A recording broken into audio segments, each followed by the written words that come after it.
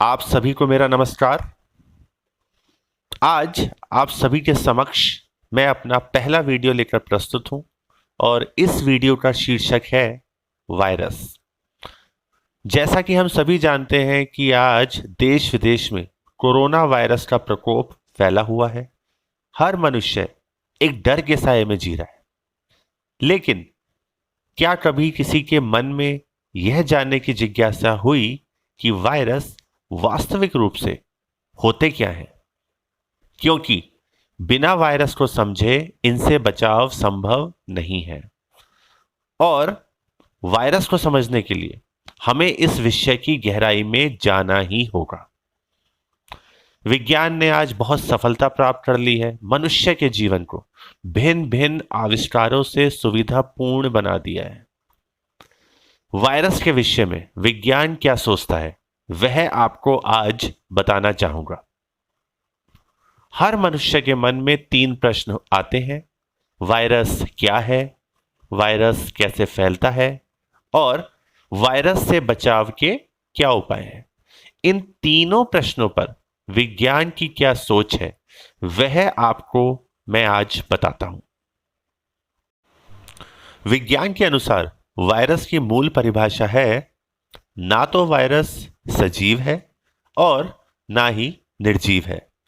जब तक वायरस निर्जीव वस्तुओं की सतह पर रहता है तब तक अचेत रहता है, और जैसे ही किसी सजीव के संपर्क में आता है तो यह तुरंत सचेत हो जाता है और एक सजीव की भांति प्रक्रिया करने लगता है।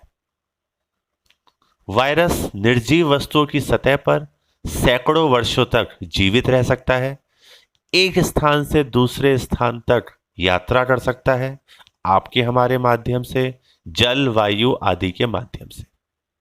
तो यह हुई वायरस की मूल परिभाषा। अब आज विज्ञान अपने ही इन्हीं तथ्यों पर स्थिर नहीं है। कुछ उदाहरण के साथ आपको बताता हूं। आज से 1 वर्ष पूर्व जब कोरोना वायरस विश्व में आया तो यह कहा गया कि इंसान से इंसान यह नहीं फैलता, लेकिन कुछ ही दिनों बाद विज्ञान ने इसे नकार दिया और बोला कि इंसान से इंसान भी संक्रमण होता है। पहले कहा गया कि 2 गज की दूरी काफी है, लेकिन बहुत से वैज्ञानिकों का दावा है कि 6 गज की दूरी भी नाकाफी है। जी हां, 6 गज की दूरी भी काफी नहीं है। वह बात अलग है कि हमारे देश में यह नारा इतना प्रचलित हो चुका था तब तक, आज भी यह नारा चल रहा है। शुरुआती समय में कहा गया कि वायरस हवा में जल्दी ही नष्ट हो जाता है, जल में नहीं पाया जाता, लेकिन आज विज्ञान अपने इसी कथन को नकार चुका है और उसने माना है कि हवा और जल में भी यह वायरस हो सकता है, वह भी काफी लंबे समय के लिए। ये कुछ उदाहरण ऐसे हैं जिनसे यह सिद्ध होता है कि विज्ञान अपने तथ्यों पर ही स्थिर नहीं रहता। वास्तव में विज्ञान अपने अनुभवों के आधार पर अपने विचारों का ताना बाना बुनता है।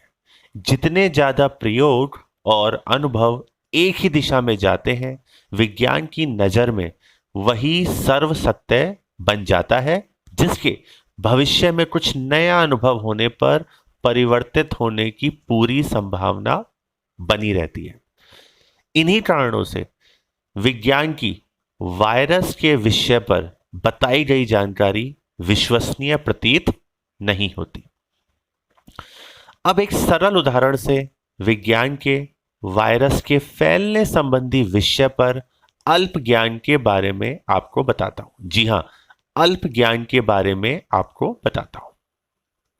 विज्ञान के अनुसार अगर कोरोना नियमों का सही से पालन किया जाए, जैसे मास्क लगाना, दूरी बनाए रखना, समय समय पर हाथ धोना, तो आपको कोरोना नहीं होगा। यानी कि एक मनुष्य जो करोड़पति है, सभी सुख सुविधाओं से परिपूर्ण है, इन नियमों का सही से पालन कर रहा है, उसे कभी भी कोरोना नहीं होगा। जबकि दूसरी तरफ एक गरीब व्यक्ति जिसके पास भोजन के लिए धन नहीं है, इन नियमों का पालन करने में वह असमर्थ है, उसे कोरोना से संक्रमण होगा ही होगा। जबकि आप और हम जानते हैं कि ऐसा कुछ भी नियत नहीं है। इन्हीं कारणों से विज्ञान की वायरस के विषय पर विश्वसनीयता संदेहास्पद है। तो अब बात करते हैं आखिरी प्रश्न की, वायरस का इलाज। हम सभी जानते हैं कि आज वायरस की वैक्सीन उपलब्ध है, कई लोगों को वैक्सीन लग भी चुकी है, लेकिन उनमें से कुछ लोग वायरस से संक्रमित हो चुके हैं और शायद आगे भी कुछ लोग संक्रमित होते रहेंगे। जबकि कई लोग ऐसे हैं जिन्हें वैक्सीन अभी तक नहीं लगी है। उनमें से भी अधिकतर लोग बिना वायरस से संक्रमित हुए सुचारू रूप से अपना जीवन जी रहे हैं और शायद आगे भी जीते रहेंगे। आश्चर्य।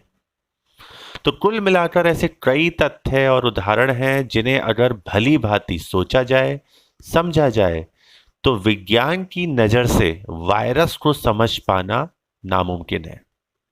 और प्रारंभ में ही मैंने कहा था कि वायरस से बचाव के लिए वायरस को भली भांति समझना अत्यंत आवश्यक है।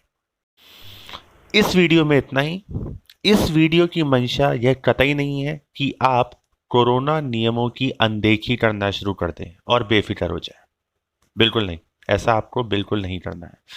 इस वीडियो की वास्तविक मंशा यह है कि आप आंख बंद करके विज्ञान पर भरोसा कतई मत करिए, विशेषकर वायरस के विषय पर।